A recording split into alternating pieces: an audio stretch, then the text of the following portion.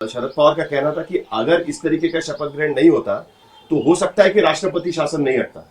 यहाँ पर बीजेपी राष्ट्रपति शासन हटने ये नहीं। इफ एंड बट हो सकता है। शरद पवार जैसे इतने बड़े आदमी अगर इफ एंड बट पर चलते हैं तो मैं कहता हूँ फिर तो उनको हाईकोर्ट में जो लवासा का मामला है उसी पर 10 बार विचार करना चाहिए। उनके बारे में जो हाईकोर्ट ने बोला है, वो इतने बड़े आदमी है, उनका मैं इतना सम्मान करता हूँ।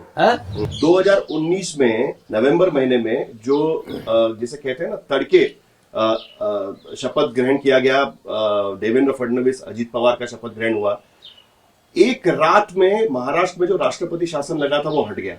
और ये कमाल कैसे हो गया, उसके वजह से आपकी भूमिका पर सवाल उठाए गए। देखिए, राजनीति में जब मैं नहीं रहूंगा बहुत से लोग न रहेंगे, और जो असली राजनेता है, जो चिंतक है, विचारक है, तो वो सोचेगा कि आखिर एक रात में सब कैसे हुआ।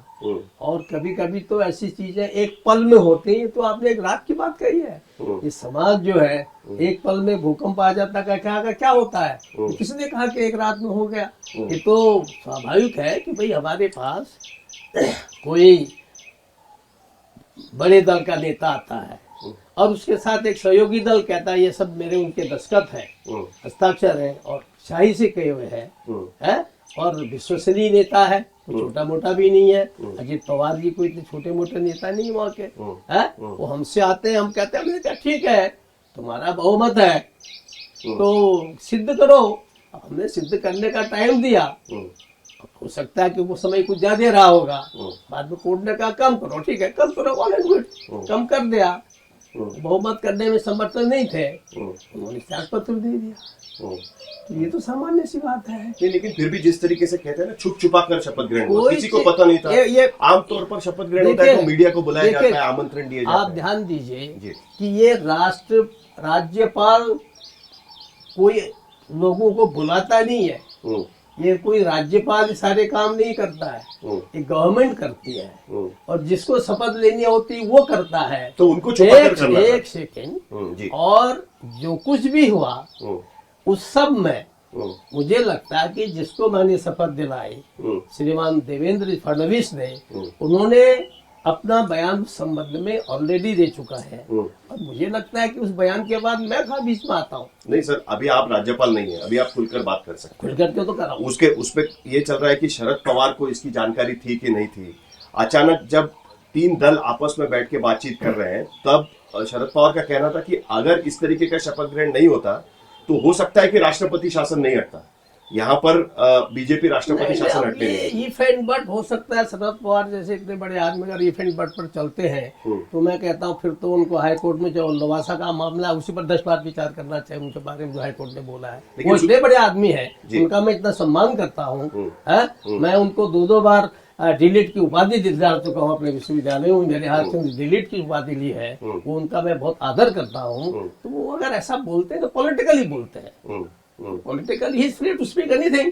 नहीं, लेकिन फिर भी कैसा है ना कि उसमें कहा यह जा रहा है कि वो राष्ट्रपति शासन हटने, और सुप्रीम कोर्ट ने आपने सही कहा कि आपने जो समय सीमा दी थी सुप्रीम कोर्ट ने कहा कि नहीं ये कम करनी चाहिए। आप उनको मौका दे रहे हैं विधायकों को खरीद फरोख्त करने का, इस तरीके का उनका ये कहना है। तो क्या आपको लगता है कि राज्यपाल के नाते आप पर ये दबाव था कि आपको इस तरीके से समय देना चाहिए, ये इस तरीके से करना चाहिए? आप अगर भगत सिंह कोश्यारी के तौर पर सोचते तो नहीं करते शायद। देखिए, मेरे पास ऐसा कोई दबाव नहीं था, पर कोई दल शपथ लेता है वो कहता हमको थोड़ा समय दे दीजिए, हमें करना है, तो हमने समय दे दिया। स्वाभाविक लोग कोर्ट गए, कोर्ट ने कहा जल्दी करो, हमने जल्दी कर दिया।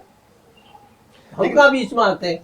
सुनो, फिर लोग बोलते हैं रात, पूरा आपका मीडिया रात बोलता रहा, सुबह 8 बजे शपथ हो रही है, और आज तक भी दुनिया में आप लोगों ने फैला रखा कि साहब रात में शपथ हुई। नहीं, शपथ तो सुबह हुई। देखिए पहले जो रात का कालखंड रहा कि जैसे कोई एक लेटर लेके आता है, क्योंकि हम लोग सब लोग थे जहां पर कांग्रेस एनसीपी शिवसेना की मीटिंग चल रही थी, वहां से अजीत पवार निकलते हैं, 9 बजे के करीब देवेंद्र फडणवीस के पास पहुंच जाते हैं, और रात भर में राष्ट्रपति शासन हट जाता है। साहिल जी, आपने तो एफिशिएंसी के लिए मुझे बधाई देनी चाहिए, अभिनंदन करना चाहिए कि आपने इतनी शीघ्रता से सब काम किए।